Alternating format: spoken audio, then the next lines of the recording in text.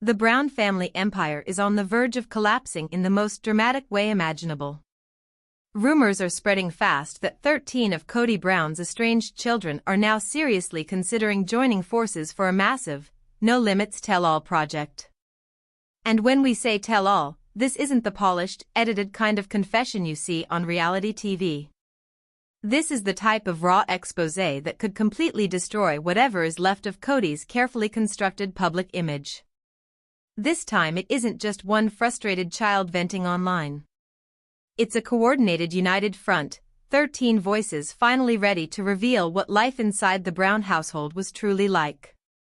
13 different perspectives on favoritism, emotional neglect, broken promises, and the years of pain that TLC cameras never captured.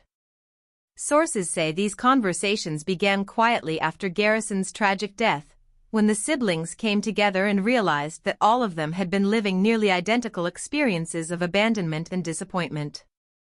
But everything escalated after Kody launched his recent media tour, especially after that notorious appearance on the Vile Files podcast where he portrayed himself as the devoted father making effort, only to be rejected by ungrateful children. That performance pushed things too far. Leon's explosive Instagram post calling their father a liar and a joke wasn't just anger, it was the moment the dam finally broke. And now insiders say the floodgates are about to burst wide open. These kids know everything the cameras never showed. They didn't just watch Sister Wives, they lived it. They witnessed the off-camera arguments, the quiet conversations, the favoritism, the shifting loyalties, the broken commitments, and the countless apologies that were always followed by excuses. They saw the financial chaos, the property disputes, and how dramatically their father's priorities changed the moment Robyn entered the picture. For years they stayed silent, choosing privacy over publicity. They could have cashed in on their family's fame at any time, but they didn't. Even when Kody publicly blamed them for broken relationships, even when he painted himself as a victim on national television, they bit their tongues and tried to heal privately. But Kody crossed a line he couldn't step back from. He didn't just fail to contact his children, he went on record in multiple interviews insisting that he was constantly reaching out, fully aware that kids like Leon hadn't heard from him since their brother's funeral. He built a narrative where he was the loving father being rejected, assuming his children would stay silent the way they always had. He miscalculated. Now, according to insiders, those 13 estranged children are talking to each other, comparing their stories, exploring platforms, and preparing for the truth to finally come out. And if Kody Brown isn't terrified yet, he should be. What pushed them to this point was simple: Kody couldn't keep his mouth shut. For months he's been on a desperate redemption tour, trying to repair his image after his emotional meltdown on Special Forces. He has appeared on every podcast he could find, repeating the same narrative over and over: poor Kody, the rejected father, the victimized parent who tried so hard. The Vile Files interview was supposed to be his rewriting the story moment, where he could portray himself as the caring father blocked by cruel children. But his kids were watching. And that's when Leon finally snapped. After months of silence, they published a brutally honest post calling out every lie, revealing that Kody hadn't spoken to them since Garrison's funeral, exposing how he ignored them during their brother's memorial, and calling him a joke of a father. That post wasn't just frustration, it was a turning point that resonated through every sibling who'd been suffering in silence. Audrey, Leon's spouse, didn't stay silent either. They jumped straight into the comments on the Vile Files Instagram reel and backed up Leon's claims without hesitation, saying publicly that what Kody said was simply not true. Paydon had already revealed months earlier that he hadn't spoken to his father since Garrison's funeral. And Gwendolyn? She has been openly discussing her father's failings on her YouTube channel for years. Even Mykelti, once seen as the peacemaker who tried desperately to believe the best about her dad, has now drawn her line in the sand, telling Kody that she won't have a relationship with him unless he makes things right with all her siblings first. At that point, the pattern became impossible to deny. These weren't isolated misunderstandings or minor disagreements. This was systemic. It was years of favoritism, emotional manipulation, and neglect, years that Kody was now trying to rewrite with bold-faced lies on public platforms. And that's when the conversations among the siblings truly began. If he was going to lie about them publicly, why were they still protecting him privately? If he could use his platform to paint himself as the victim, why couldn't they use their voices to finally tell the truth? The siblings started talking more seriously, comparing memories, connecting the dots, and realizing that each of their painful experiences was part of a much larger and far more damaging pattern. Kody thought his media tour would rebuild his image.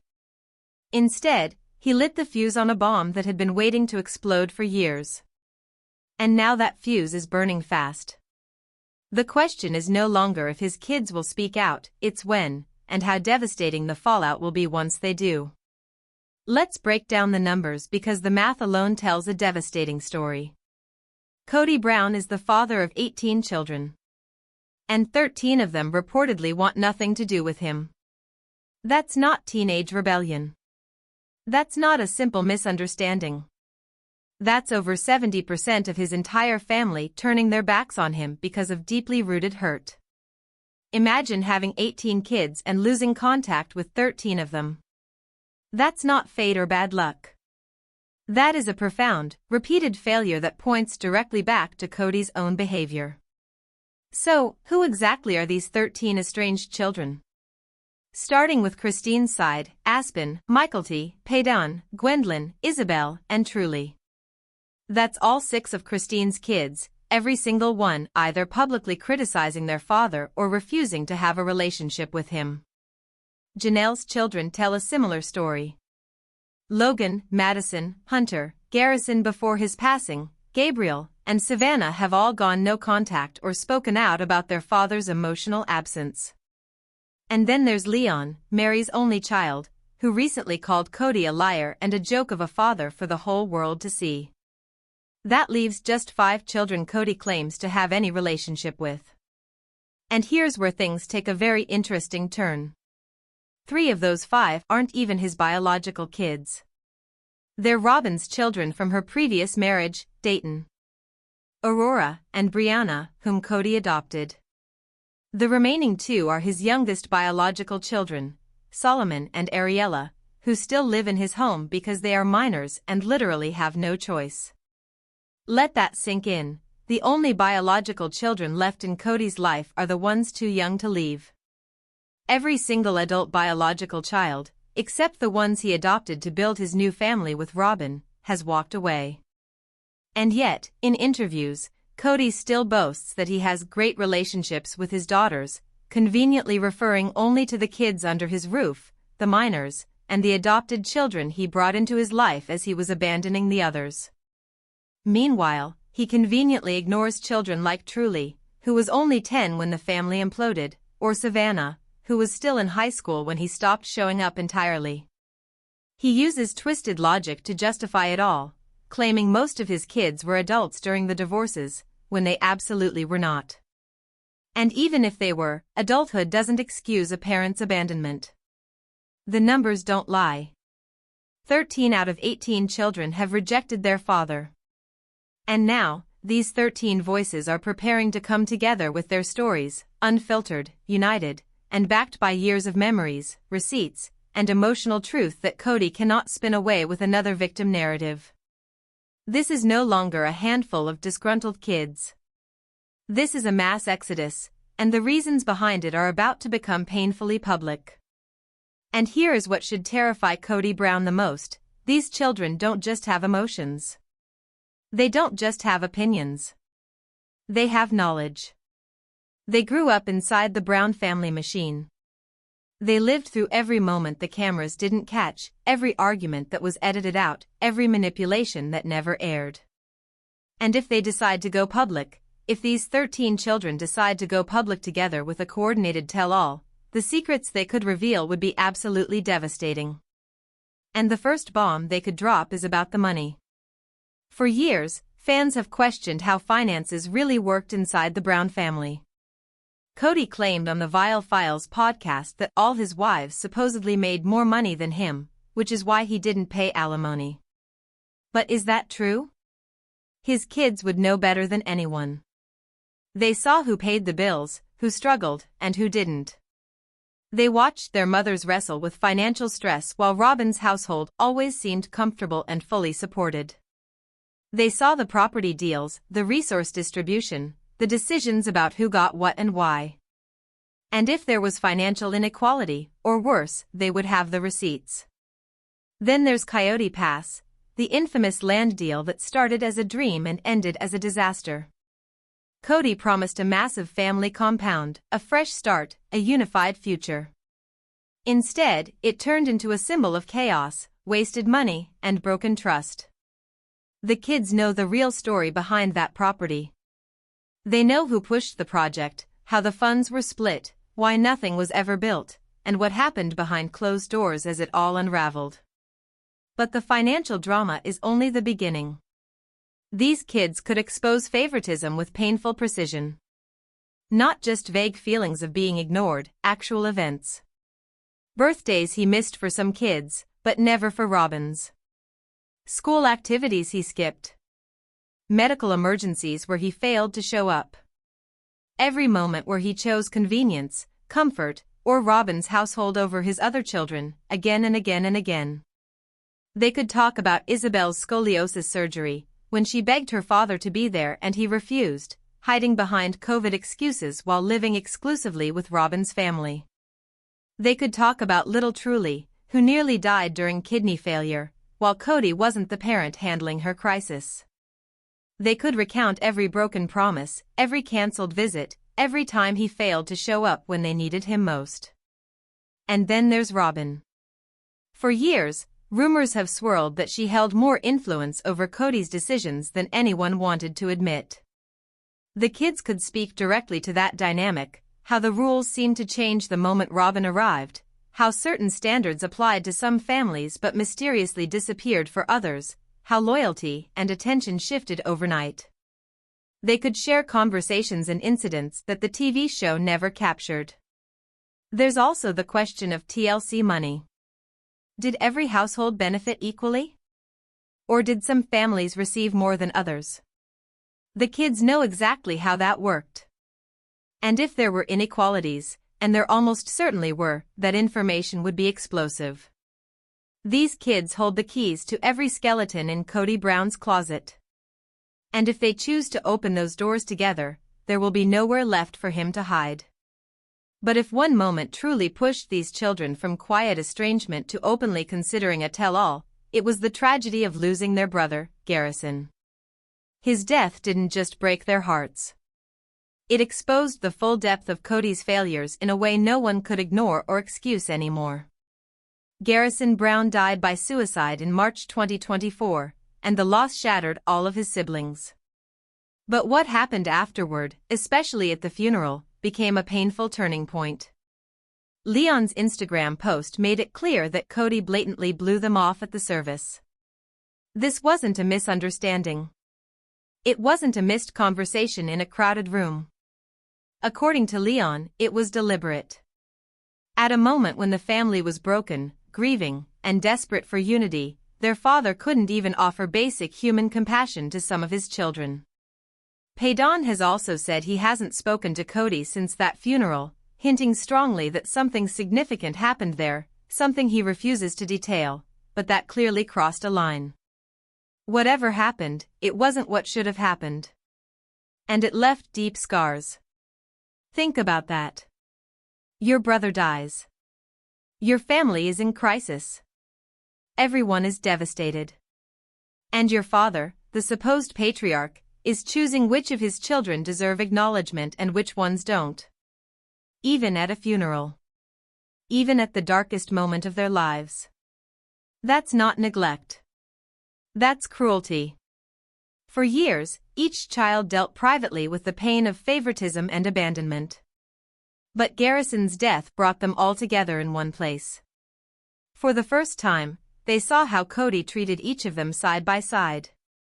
They saw who he spoke to, who he ignored, who he comforted, and who he dismissed.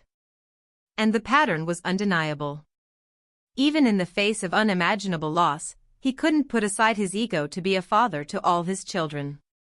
That funeral unified them. It made them realize that every one of them had been living a variation of the same painful story. They weren't the problem. They were the victims of the same behavior repeated over and over again. Garrison's death was a tragedy. But Kody's behavior in the aftermath became the catalyst for everything happening now. These children aren't just angry about old wounds, they're angry about how their father acted when it mattered most. And that anger has turned into motivation. One of the most revealing shifts has been the transformation of Kody Brown. For years, she was known as the peacemaker, the daughter who tried hardest to defend Kody, who maintained a connection with Robyn even when others refused, who showed up for family events trying to keep things together. But that version of Kody no longer exists. Her evolution shows just how serious and irreversible this situation has become. She used to encourage reconciliation, used to give Kody the benefit of the doubt, used to try to see every side. But now she has drawn a hard boundary, and that change speaks volumes. On her Patreon, Kody has now openly identified what she believes is the root of the Brown family's dysfunction: Kody himself. She's made it clear that when one person has issues with nearly everyone around them, the problem usually isn't the crowd, it's the individual. And she's done pretending otherwise. But what makes Kody's shift so powerful in this potential tell-all scenario is that she hasn't simply stepped back quietly. She has drawn a boundary that directly challenges everything Kody claims about wanting relationships with his children. Kody has told her father plainly that she will not maintain a one-on-one relationship with him until he repairs things with all of her siblings, not just a select few. In her own words, "You can't just have me. You have to have all of us." That isn't a daughter giving up on her father, that's a daughter redefining the rules. She refuses to let Kody use her as proof that he isn't the problem. She refuses to be the exception, the one child he can point to and say, "See? I have a good relationship with at least one of my kids." She's pushing him to confront the reality he has avoided for years, and she's doing it publicly. Through Patreon, she has talked openly about Kody's long-standing pattern: apologies that immediately turn into blame, quick shifts of responsibility, and excuses that invalidate any attempt at accountability. She has said the kids don't need much. They just need a real, unconditional "I'm sorry," one without caveats, justifications, or finger-pointing. Kody's transformation matters because she was once the daughter Kody likely believed he could always count on. She was his safety net, his proof that not everyone had walked away. But now she's standing shoulder to shoulder with her siblings, refusing to let him hold the final nail in a coffin that's already halfway sealed. For nearly 15 years, Kody controlled the narrative. He had the cameras. He had the editing. He had the ability to decide what the world saw and what stayed hidden. He portrayed himself as the charismatic, overwhelmed patriarch doing the best he could in an unusual family structure. When things looked bad on screen, he blamed editing. When fans criticized him, he said they didn't understand the context. He always found a way to make himself look like the victim. But that control is gone, completely gone. His wives left him one by one, and each departure exposed deeper cracks. Christine walked away and never looked back. Janelle set strict boundaries and refused to carry the emotional burden anymore. Even Mary, who waited and hoped for years, finally faced the truth that Kody had no interest in her at all. The wives spoke up, and the public overwhelmingly believed them. Now his children, the ones he was supposed to protect, support, and love, are following in their footsteps. And their voices hold far more weight. These aren't partners he argued with. These are the kids he chose to bring into the world. Kids who had no choice about being on television. Kids who depended on him. Kids who expected a father, and instead watched him prioritize one family over and over again. Kody's recent media tour was supposed to rebuild his reputation. His emotional breakdown on Special Forces was meant to show vulnerability. He wanted sympathy, redemption, a reset. But instead, he lied. He claimed he was reaching out to his children when he wasn't. He blamed them for relationships that he abandoned. He acted like he was the one suffering while ignoring the damage he caused. And everything backfired. Because now he's facing consequences he can't manipulate. He can't edit their comments. He can't control their narrative. He can't silence their experiences. He can't block their posts, stop their interviews, or prevent them from speaking out.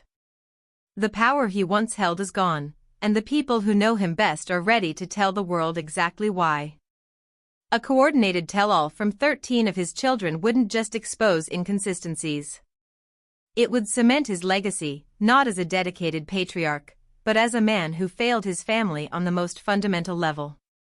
It would confirm the favoritism fans suspected. It would expose the financial secrets. It would reveal the emotional neglect that cameras never showed. It would destroy whatever remains of the image he fought so hard to maintain. Kody Brown's empire is collapsing. His family is fractured beyond repair. His carefully curated persona is unraveling. And the truth his children carry like a heavy weight, is ready to come out. He wanted sympathy. He wanted control. He wanted the narrative. But what he's about to get is the truth. And the truth has a way of burning down every lie it touches. Kody's reckoning isn't coming from critics, reporters, or fans. It's coming from the people who should have mattered the most, his own children. Drop your thoughts below. Like, subscribe, and stay tuned. The next video is coming, and trust me, you won't want to miss what happens next.